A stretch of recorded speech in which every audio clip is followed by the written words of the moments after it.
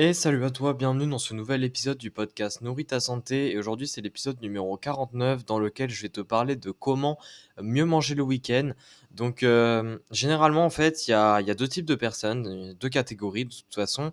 Soit on a tendance à bien manger la semaine et à mal manger le week-end, ou alors certaines personnes, c'est plutôt l'inverse. Le week-end, elles ont tendance à bien manger, mais en semaine, ça a tendance à se dégrader. Évidemment, dans les deux cas, ça pose problème.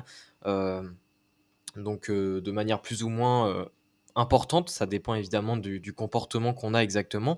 Mais je sais que beaucoup de personnes sont concernées par le fait que en semaine, elles sont dans le cadre du travail, c'est souvent un cadre qui est plus strict, ou un cadre plutôt où on a tendance à moins penser à la nourriture, tout simplement parce qu'on a le travail, on a nos journées bien remplies, etc. Mais par contre, le week-end, vu que c'est beaucoup plus détente, etc., on a tendance à bien plus, on va dire, être exposé à la nourriture, voilà, c'est ce que je cherchais. Exposé à la nourriture et donc à manger parfois beaucoup moins bien qu'en semaine. Donc il y a différentes astuces en fait, que je vais te donner. Évidemment, il y en a beaucoup plus, mais je pourrais en parler pendant des heures, je pense. Il y a vraiment énormément d'astuces, surtout que c'est quelque chose là qui est très personnalisé. Donc évidemment, n'hésite pas à, si tu veux d'ailleurs aller plus loin sur ce côté personnalisé, à m'envoyer un message si tu veux qu'on fasse du coaching, donc si tu veux qu'on fasse un suivi ensemble pour ton alimentation, hein, que ce soit pour la performance sportive ou pour une remise en forme générale. Mais voilà, c'est quelque chose qui est très personnel, mais il y a quand même des astuces qui sont très importantes à garder en tête et à mettre en place surtout.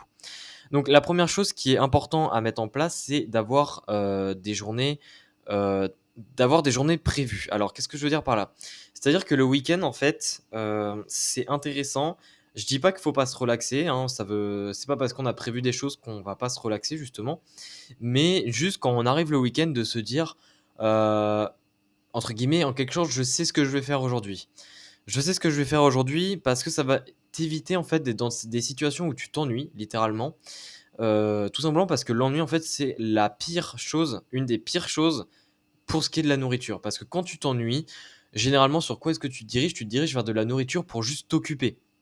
Et c'est ça, évidemment, c'est quelque chose qui pose beaucoup de problèmes sur le long terme notamment.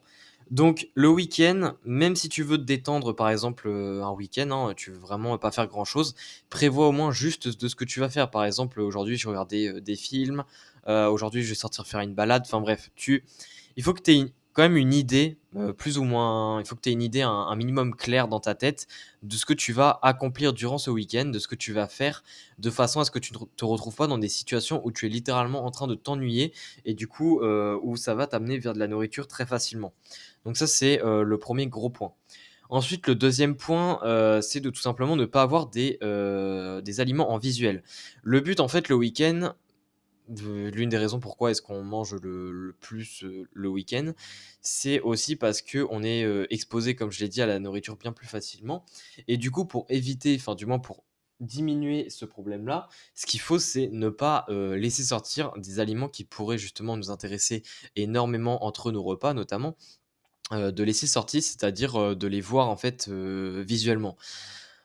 En d'autres termes, ce qu'il faut que tu fasses, c'est plutôt de ranger dans les placards bien correctement les aliments. Alors je sais que ça paraît bête comme conseil parce qu'on se dit: «On a juste à aller chercher dans le placard». Mais en fait, le but ici, c'est pas de se dire, «Tu n'as plus le droit à toucher à cet aliment-là» et cetera. Ici, le but, c'est pas, en fait, c'est plutôt d'éviter la situation où tu passes à côté de l'aliment, tu l'as juste vu, en fait, tu pas du tout faim, tu pas faim, tu as mangé il y a pas longtemps et cetera. Mais vu que tu passes à côté et que tu le vois, tu te dis: «Ah ouais, tiens, je dirais pas non à ça», tu vois? Je dirais pas non, d'en prendre une part, je dirais pas non d'en prendre un bout et cetera. Alors qu'au final, t'as pas du tout faim et au final, ce n'était pas, entre guillemets, «nécessaire» de faire ça. Donc ça, c'est le deuxième point. C'est vraiment de diminuer, les chances que tu sois exposé à un aliment, donc de les ranger dans le placard, et cetera. Donc ça, c'est un deuxième point qui est vraiment tout bête à mettre en place, que beaucoup mettent déjà en place, mais qui est quand même important de rappeler pour bien faire les choses. Donc ça, c'était le deuxième point. Le troisième point, en fait, ça va tout simplement être de garder un rythme. Qu'est-ce que je veux dire par là? En fait, c'est que le week-end, il y a beaucoup de personnes, ils gardent un rythme au niveau des repas, c'est-à-dire ils mangent le matin, ensuite le midi et cetera. Mais je sais qu'il y a aussi des personnes qui ont tendance le week-end, vu qu'elles font grasse mat ou d'autres choses, eh bien, à perdre totalement un rythme au niveau des repas et du coup, ça se transforme souvent en des journées où elles ne mangent pas vraiment, mais elles ont tendance à pas mal grignoter et ça fait qu'il n'y a plus du tout de structure, en fait, dans l'alimentation et ça fait qu'on a tendance à souvent manger de trop ces jours-là parce qu'au final, on fait 36 000 repas, donc 36 000 tout petits repas, des petites collations par-ci par-là. Mais généralement, les aliments ne sont pas du tout élaborés parce que vu qu'on grignote en fait au cours de la journée, ce sont souvent des aliments qui n'ont pas de préparation, donc des aliments ultra transformés, qui sont des aliments plutôt pauvres en nutriments et qui sont plutôt riches en calories. Donc des aliments qui amènent plutôt à une prise de poids si on mange évidemment que ça. Donc vraiment, se dire que c'est pas parce que c'est le week-end qu'il faut totalement perdre une structure par rapport à la semaine, mais plutôt garder une certaine cohérence, de façon hem, à tout simplement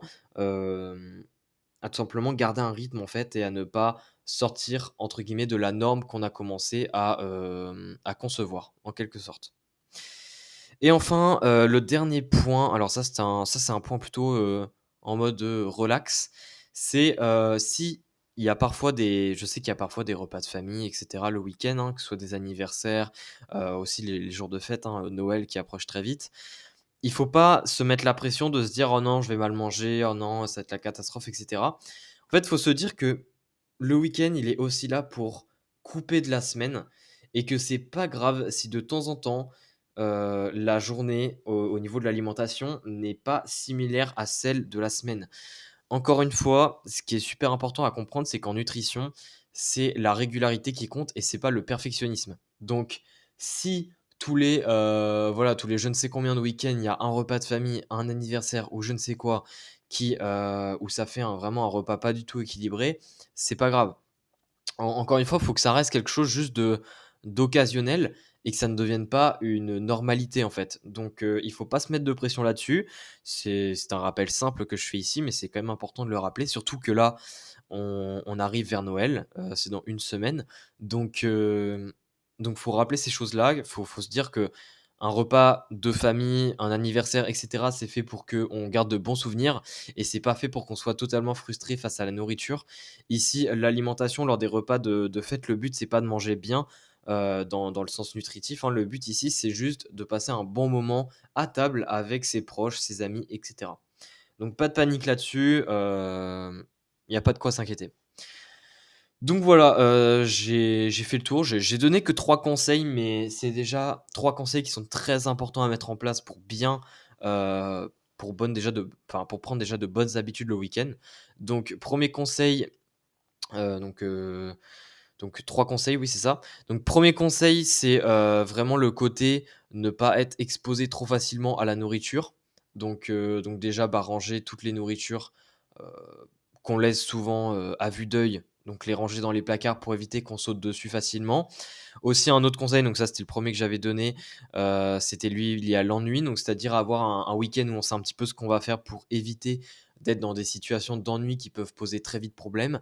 Et puis le troisième conseil, c'est vraiment, le fait en fait de garder une bonne structure au niveau de son week-end, de ne pas faire un week-end où on est totalement en mode freestyle. Parce que ici, quand on cherche à intégrer de nouvelles habitudes alimentaires, jouer totalement en mode freestyle le week-end, c'est pas forcément une bonne idée. Donc également garder ça en tête. Donc voilà un petit peu, ce que je voulais dire dans cet épisode. N'hésite pas à me poser des questions sur Instagram si tu en as, à m'envoyer un message, également à me suivre, hein, sur Instagram, c'est toujours pas fait. Et puis sinon, on se dit à la prochaine. Allez, ciao, ciao.